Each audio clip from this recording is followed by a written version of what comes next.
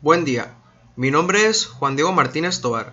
En esta ocasión, en la materia de amplificadores operacionales, a cargo de la maestra Gabriela del Carmen Suárez Lizárraga, les presentaré el diseño de un filtro activo pasabajas.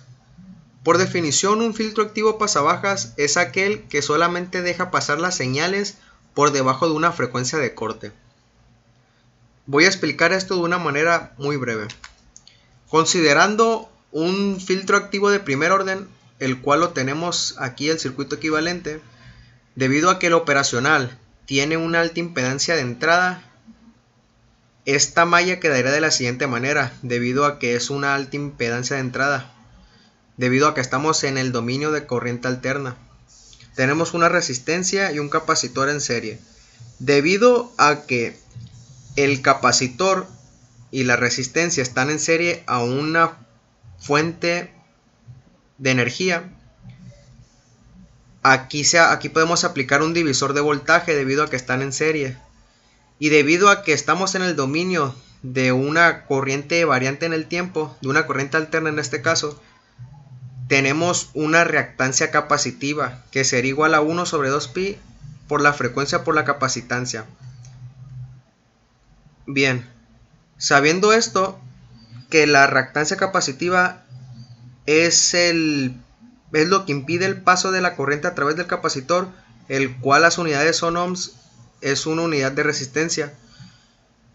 Mientras mayor sea la frecuencia, menor será la señal de entrada a la terminal no inversora, debido a que la señal se toma del capacitor.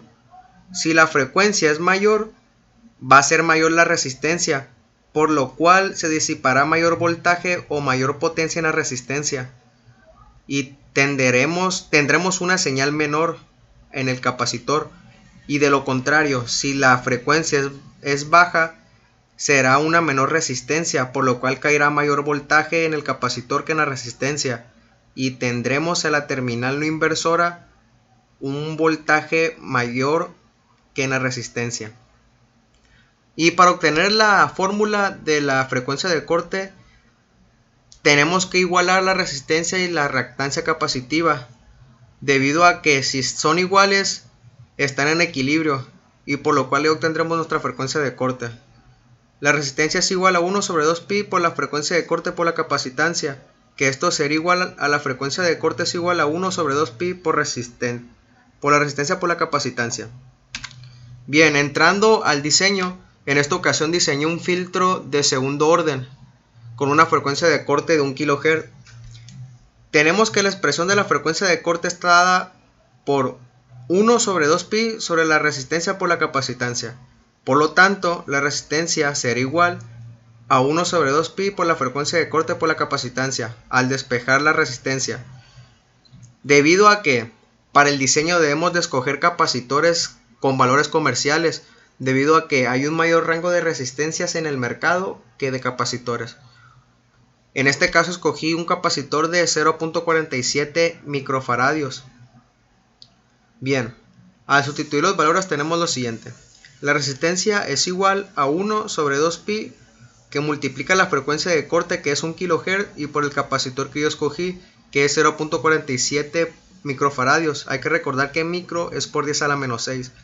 La resistencia que nos dio para el diseño es igual a 338.63 ohms. Este será el circuito equivalente de un filtro pasabajas de segundo orden, y de igual manera aquí está la expresión que define la frecuencia de corte. Donde dice la resistencia, sustituiremos los valores obtenidos y los capacitores son de 0.47 microfaradios.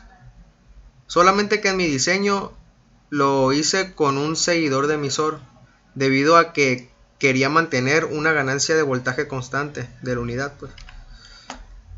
Al ir a la simulación, aquí tengo mi circuito.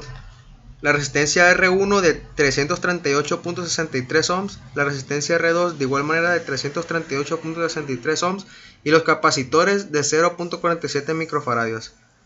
Estoy alimentando con una alimentación simétrica de más o menos 12 volts y utilicé el amplificador operacional LM741. A la salida tenemos un voltímetro en corriente alterna, el cual nos proporcionará la amplitud de la señal de salida y un osciloscopio conectado al canal A. Y tenemos nuestro generador de funciones. Al correr la simulación tenemos lo siguiente. Primero tenemos una frecuencia de 104 Hz y una amplitud de 6 volt pico pico. Tenemos que la amplitud de la señal de salida es aproximadamente de 2.10 volts. Al variar la frecuencia, hay que recordar que la frecuencia de corte era de 1 kHz.